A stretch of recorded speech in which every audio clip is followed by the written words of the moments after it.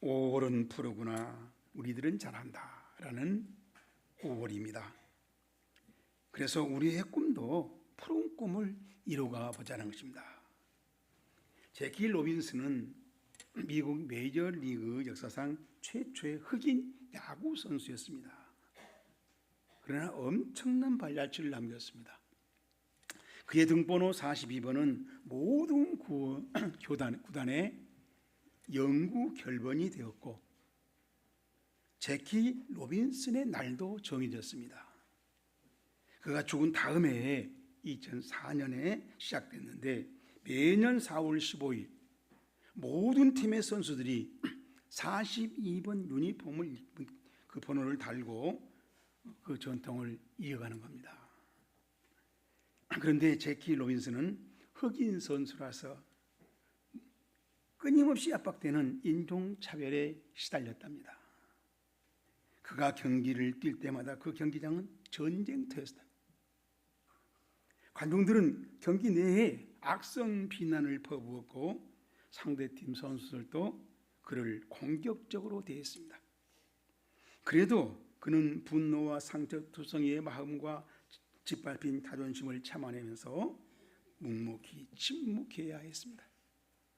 그러던 어느 날 관중들이 일방적으로 로빈슨을 공격하자 백인 동료 선수 리즈가 다가와 로빈슨 어깨를 꼭 껴안아 감쌌습니다. 그리고 관중들을 향해 이렇게 외쳤답니다. 여러분, 이 사람은 우리 팀의 동료 선수입니다. 뛰어난 선수입니다. 우리와 함께 뛰고 있습니다. 그러자 경기장은 조용해졌습니다. 그 포옹은 단순한 친관의 일호를 넘어섰습니다. 무자비한 인종차별을 보고 돌 판매질을 제발 멈춰달라는 호소였습니다. 훗날 로빈슨은 이런 고백을 했다고 합니다. 그 동료의 포옹은 내 인생을 구출해 주었습니다. 이 말은 그가 무서운 압박에도 포기하지 않고 명예와 인격을 쌓아 올리는 인생길을 계속 갈 수 있는 버팀목이었다는 의미죠.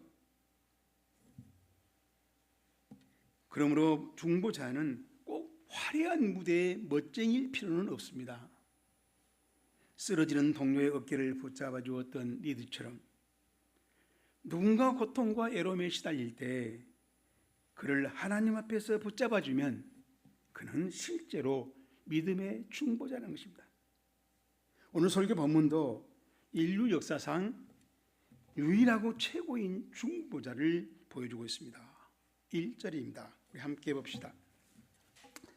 나의 자녀들아, 내가 이것을 너희에게 쓰면 너희로 죄를 범하지 않게 하려 함이라. 만일 누가 죄를 범하여도 아버지 앞에서 우리에게 대언자가 있으니 곧 시작 의로우신 예수 그리스도라. 아멘. 자, 요한일서를 기록한 사도 요한은 그리스도인이라면 죄를 할 수만 있으면 짓지 마십시오. 그렇지만은 죄를 이기면서 살아가야 됩니다. 이것을 아주 강권하고 있습니다. 그렇지만 현실적으로 우리 그리스도인들이 죄를 항상 이길 수 있는 그런 강건한 건강한 사람이 아니죠. 연약하기 때문에 우리가 죄를 지을 수밖에 없습니다. 그래서 우리 그리스도인들이 죄를 지은다는 사실을 인정하고 죄를 짓고 나서 다시 그 죄를 끊고 그 죄를 영향받지 않고 살아갈 수 있는 그 비결을 깨우쳐주는 말씀이 오늘 성경에 기록된 말씀대로 대언자가 있으니 의로운 예수 그리스도시라 라는 말씀이에요. 여기에 있으니라고 하는 이 말은 사실 에코멘이라고 하는 말인데 헬라어는 동사의 주어가 있어요. 이렇게 우리가 가지고 있으니 라는 말을 현재 분사형으로 있으니까 계속 가지고 있다는 얘기예요. 결국 예수님을 중보자라고 우리가 계속 가지고 신앙생활하는 겁니다. 이 이치를 아십시오 라고 지금 우리에게 알려주고 있는 것입니다. 그리고 대언자라고 하는 말이 파라클로테스라고 하는 말인데, 이 파라클레토스라고 하는 말은 사실은 변호인, 또 중보자, 위로자, 또 변호사, 여러 말로 우리가 번역할 수 있는데, 우리 개역 성경에는 보혜사라고 성령님을 바로 그렇게 많이 여러 군데 그렇게 번역했어요. 특별히 요한복음에는. 그래서 새 한글 성경에 보면은 나타나서 도와주시는 분, 이렇게 번역했어요. 너무 저는 제 마음에 와닿더라고요. 우리가 힘들고 어려울 때 탁 갑자기 나타나서 나를 도와준다는 거예요. 사실 보혜사란 말도 이제 보호할 보자, 은혜의 자, 우리를 보호해주고 하나님 은혜 가운데 있도록 헛되이 힘이 돼준다는 거죠. 그래서 영어 성경에 보면 어드보케이트라고 있어요. 이것은 아주 우리를 옹호해주고 특별히 우리를 변호해주고 우리를 지켜준다, 힘이 돼준다라는 뜻. 다시 말하면 하나님 앞에서 우리 그리스도인들을 대신해서 변호해주고 도와주시는 분이 의로우신 예수님이라는 것입니다. 이것은 팩트라는 거예요. 누가복음 16장에는 굉장한 부자와 가난한 거지가 죽은 후에 저 세상에 가서 살아간 이야기가 기록되어 있습니다. 그런데 이런 말씀이 있어요. 그뿐 아니라 너희와 우리 사이에는 큰 구렁텅이가 놓여 있어 여기서 너희에게로 건너가고자 하되 갈 수 없고 거기서 우리에게 건너올 수도 없게 하였느니라. 생각해 봅시다. 큰 구렁텅이와 천국과 지옥 사이를 확 가로막고 있다는 거죠. 그래서 천국과 지옥은 왕래할 수 없다는 겁니다.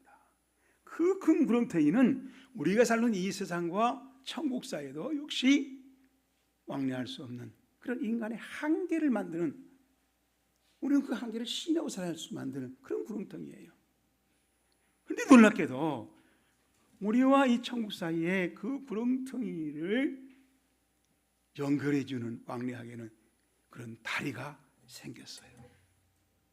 그 다리를 예수님이 십자가에서 죽으신, 한목제물로 죽으신 그 십자가를 말하는 것입니다. 그래서 예수님을 하나님과 우리 사이에 중보자다. 그리고 오늘 우리 성경 1절에 대언자라고 우리 그렇게 번역했어요. 그래서 바울은 이 사실을 디모데전서 2장 5절에 이렇게 기록해 놨습니다. 하나님은 한 분이시니 또 하나님과 사람 사이의 중보자도 한 분이시니 곧 사람이신 그리스도 예수시라. 아멘. 자, 그러면 우리 중보자이신 예수님이 우리가 연약하고 위험할 때마다 하나님 앞에 나타나셔서 도와주시는 그러한 신앙생활을 하려면 어떻게 하면 되는, 그 정답이 설교 본문에 기록되어 있습니다. 저랑 함께 찾아서 챙겨봅시다. 첫째로 2절 말씀입니다. 그는 우리 죄를 위한 화목제물이니, 우리만 위할 뿐 아니라 시작, 온 세상의 죄를 위하심이라. 아멘. 이 화목제물, 우리 성경에 그대로 말하면 화목제물이니 라고 했어요. 말을 이어가니까 화목제물이다 라는 뜻이죠. 근데 헬라어로 보면 아우토스 힐라스모스 에스틴, 그는 아우토스, 그는 힐라스모스 화목제물 에스틴이다. 문제는 이 에스틴이란 말이 현재형이에요. 그러니까 계속 화목제물이라는 거예요. 십자가에서 한 번만 아니라는 겁니다. 그 십자가에 매달린 예수님은 계속 우리 죄인들을 위해서도 하나님 앞에 오는 항상 화목제물의 역할을 하시는, 화목제물을 하나님 앞에 준비해서 밝혀서 우리를 하나님 앞에서 죄를 용서할 수 있는 기회가 생기게 하는, 하나님의 올라온 진노를 우리 쏟아부으려 할 때 예수님이 와서 화목제물로 막아주시는 그런 일을 계속한다는 것, 그런 의미가 있는 거예요. 여러분, 나는 이 사실을 읽고 감격을 해서 막 목이 메이던데 여기는 아무렇지도 않은 듯이 눈만 깜박거려요.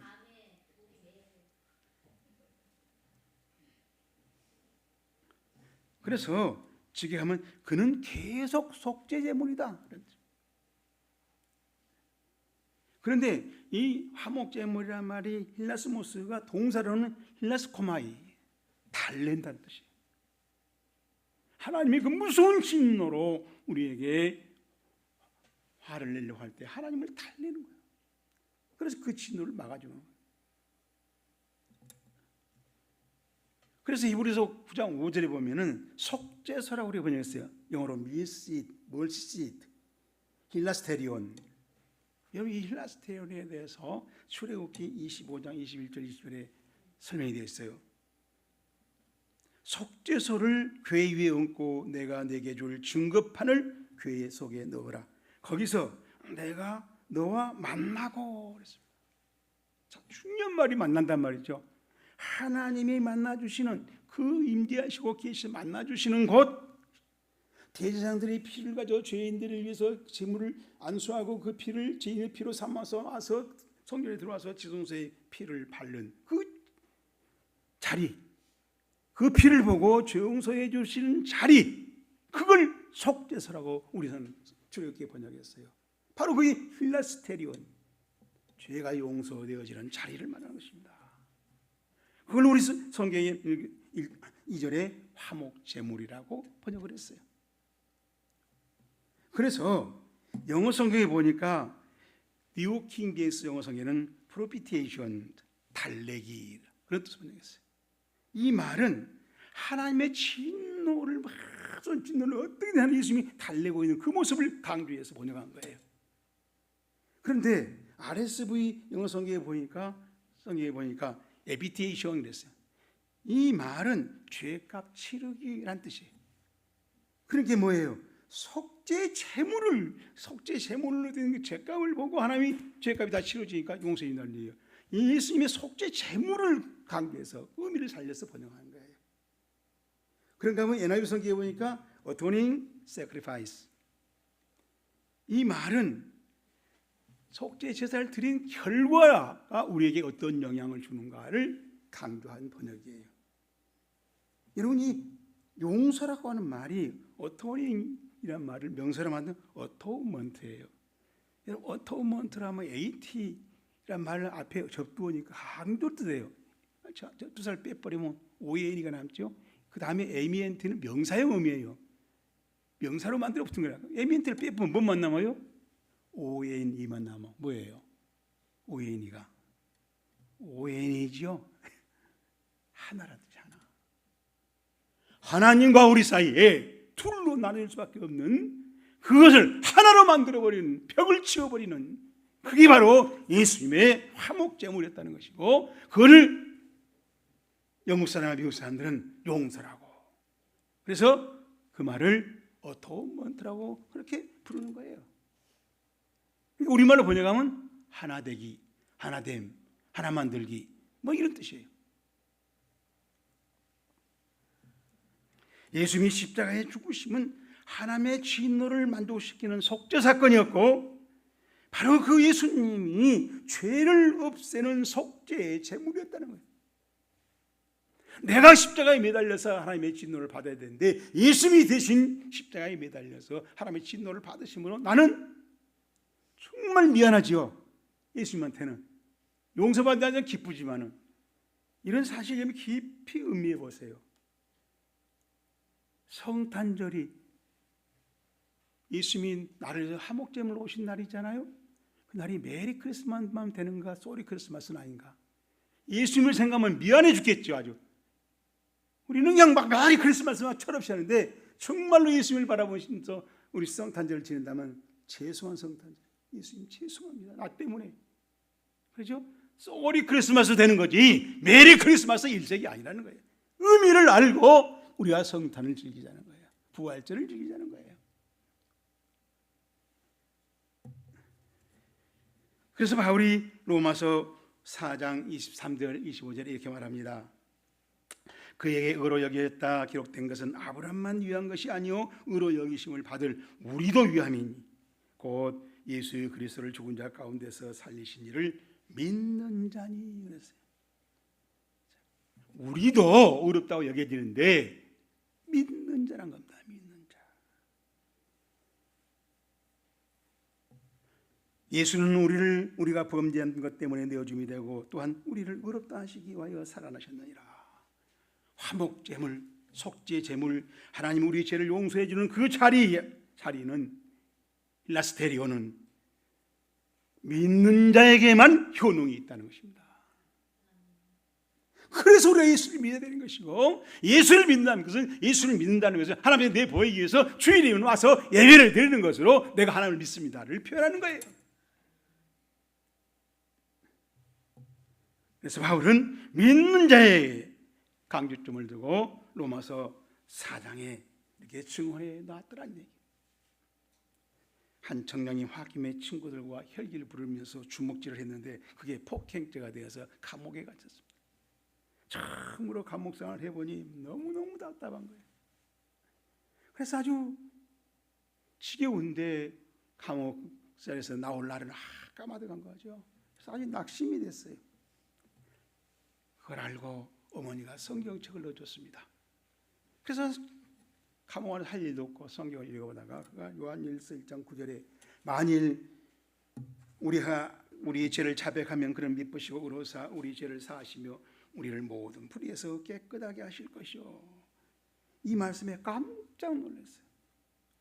그리고 그 자리에서 즉시 무릎을 꿇고 자기의 폭행 사실을 그대로 고백했답니다. 그러자 놀랍게도 마음이 평안해지더니 용서의 확신이 생기더랍니다. 출소 후에 가족들에게 용서를 빌었고 교회에 다니기 시작했습니다. 교회 찬양대에 봉사했습니다. 그 친구에게도 찾아가서 먼저 손을 내밀었습니다. 그러고 다시 직장 생활을 성실하게 하게 되었다는 것입니다. 그 청년에게 요한일서 1장 9절은 화목제물을 만나게 하는 길이었고 죄 용서를 체험하게 하는 바로 그 방법이었다는 것입니다. 여러분에게도 이런 요한일서 1장 9절이 여러분의 삶을 예수님 앞으로 인도해가는 살아있는 이정표이기를 주의 이름으로 축복합니다. 두 번째로 4절 말씀 봅니다. 그를 아노라 하고 그의 계명을 지키지 아니한 자는 시작 거짓말하는 자요 진리가 그 속에 있지 아니하되 아멘. 자, 이 말씀을 제가 팩트를 보고 오늘 설교를 들어야 잘 알아차립니다. 가만히 앉아서 설교하면은 다 알아듣는 거지 고개 끄덕이지만 내가 이제 은퇴까지 했으니까 설교해본 경험이 하면 다 몰라요. 알아듣는 것 같지만. 그래서 오늘 팩트를 제가 이렇게 이게 성경에 있는 실제로 기록된 말씀이에요. 이걸 우리 성경으로 번역하고 영어는 영어대로 일본어로 번역하고 다 좀 차이가 있게 번역했어요. 자, 여기에 맨 처음에 호라고 관계되면서요. 그것은 내곤 말한다. 우리가 현재 부사란 말. 우리가 말하는 것은 현재가 계속 말하는 거예요. 계속 말한다는 겁니다. 그러니까 내가 하나님을 안에 삽니다. 하나님 안에 있습니다라고 계속 말한다는 거예요. 그 말은 무슨 의미가 있어요? 계속 말한다는 것은 자기 주장이잖아요. 그렇죠? 틀렸던데도 계속 말하면 고집 부리는 거예요. 그 정도로 굽히지 않고 말한다는 그런 의미가 있어요. 그런 의미가 우리 성경에 너무나 우리는 간단하게 번역해 버렸죠.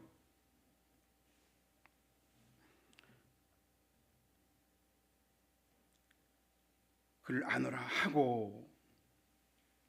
하고란 말에 그런 의미가 들어있다는 얘기죠. 헬라어 성경으로 보게 될 때. 그 다음에 이제 거짓말한다란 말이 비우스테이 에센 역시 현재 계속 말하는 겁니다. 거짓말을 계속 하는 거예요. 틀렸다고 그래도 거의 가입하라고 해도 아니라고 꾹꾹 막 우지고 부린다는 거예요. 지금 그런 사람들은 왜 그러냐? 그 알레세이아가 없기 때문에 에스틴 계속 진리가 그 사람 안에 없으면은 진리가 없어서 없는 줄을 모르고 고집을 막 맞다고 부린다는 거예요. 그런 사람들은 그 고집은 계속 거짓말이라는 겁니다. 자, 이런 문장이에요. 그래서 이 영어 성경에 보니까 알레세이라는 말을 알레세이라는 말을 여기는 더 트루스라고 있는데 여기 더 들으사 그 진리라고 해서 그 진리가 없기 때문에 성경에서 말하는 하나님이 말하고 있는 그 진리가 없는 사람은 그 진리가 없기 때문에 자기가 틀린 줄 모르고 계속 고집을 부린다는 거예요. 그런 사람은 하나님 볼 때 거짓말이라고. 우리한테는 거짓말이 통할지 모르지만 하나님 앞에 심판돼서는 안 통한다는 거예요. 그건 거짓말이야.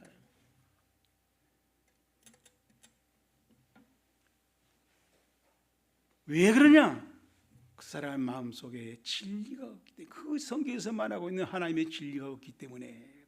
그렇다면 성경의 진리가 결정적이고 중요하죠. 필수죠. 그러면 그 성경의 진리는 어떻게 생기는가? 예수님이 설명했습니다. 요한복음 16장 13절. 진리의 성령이 오시면 그가 너희를 모든 진리 가운데로 인도하시리니 그가 스스로 말하지 않고 오직 들은 것을 말하며 장래를 너희에게 알리시리라. 성령님은 감정이나 신비한 힘의 작용이 아니라 인격적으로, 지식적으로, 감정적으로, 의지적으로 우리를 깨우쳐서 그걸 진리를 따라가게 한다는 것입니다.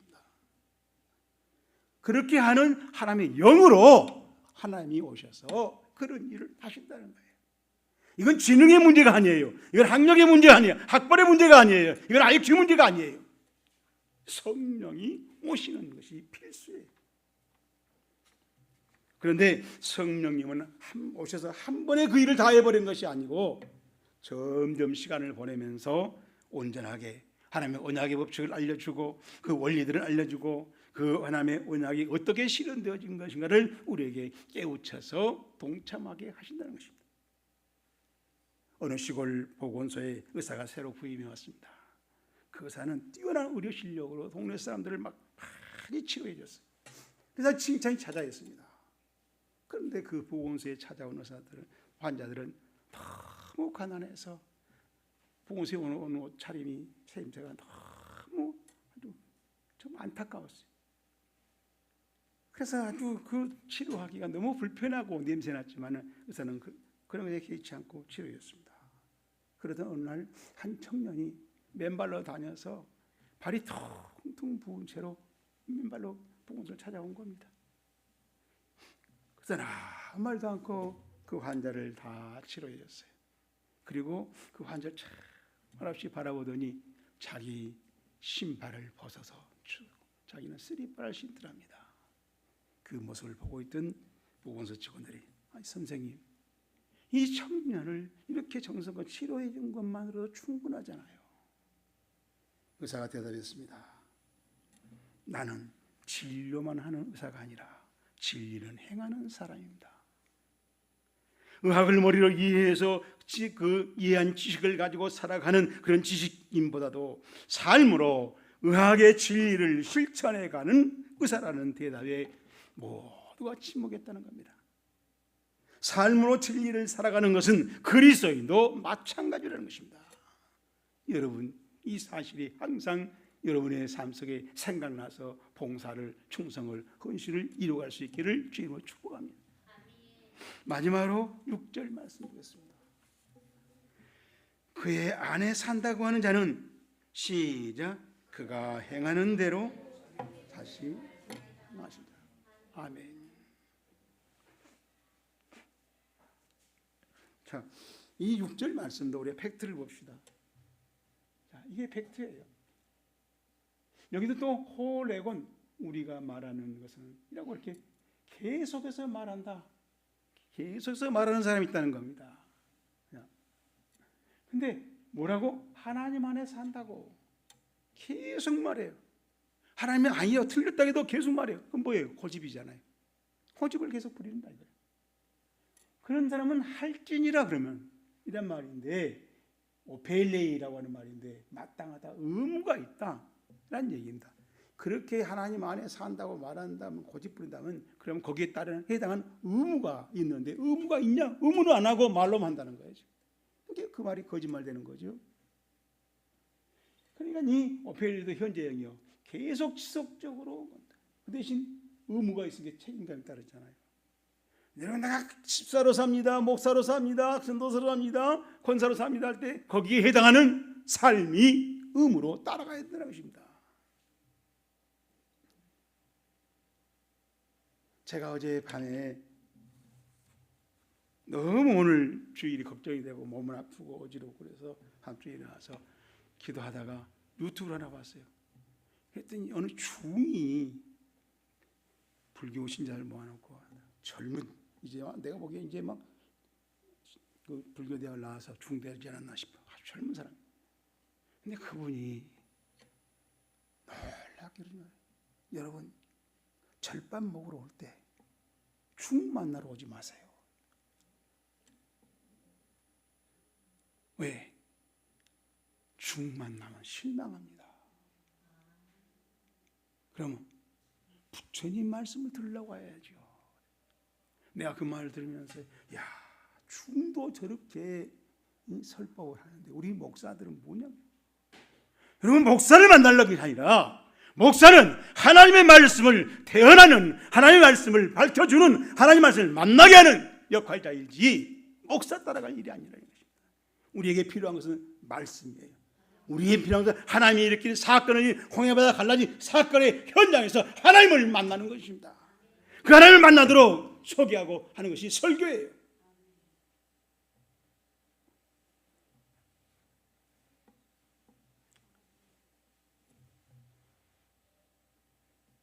그래서 우리 새한글 성경에 보니까 하나님 안에 머물러 있다고 말하는 사람은 예수님이 살아계신 것처럼 그 사람 자신도 그렇게 살아가야 합니다. 이게 그리스도인이라는 거예요. 내가 목사라고 해서 목사가 된 게 아니고, 목사가 맞다고 성립하려면 예수님처럼, 예수님이 한 것처럼, 판단한 것처럼, 행동한 것처럼, 헌신한 것처럼 살아가야 한다는 것입니다. 그렇게 말하면 여러분, 목사관에서 목사로 남을 사람이 몇 사람이 될지, 내가 목사이기 때문에 이런 말 한 거예요. 그래서 제 설교 원고를 읽으면 목사님들이 싫어하게, 왜 그런 설교 하냐고. 지금 싫어하는 문제 따질 때가 아니에요 지금. 그래서 뉴 킹제스에서 왔어요. He who says, 현재형이죠. 말하는 그 사람은 he abide in him, 대문자를 썼단 말이에요. 예수님 안에서 하나님 안에서 머무른다고, 현재는 지금 머무른다고 말하고 있는 그 사람은 ought to 머물러야 할 의무가 있습니다. 그 자신도 himself also to walk, 걸어가는 것처럼 걸어가는 것을 just as, 똑같이, 또 뒤죠, 대문자죠. 예수님이 걸어갔던 것과 똑같이 걸어가는 것을 또한 그 자신도 해야 마땅합니다 라고 이렇게 번역했어요. 새한글성과 비슷하잖아요.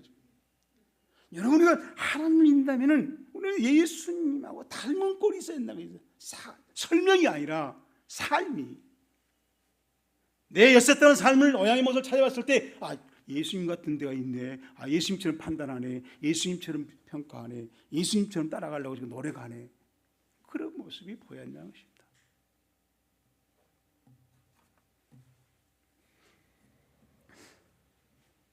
그래서 우리가 신앙의 생활화가, 우리 신앙생활에 나와서 성령님이 나와서 도와주시는 그 결정을 하나님이 내리는데 중요한 결정적인 변수라는 거예요.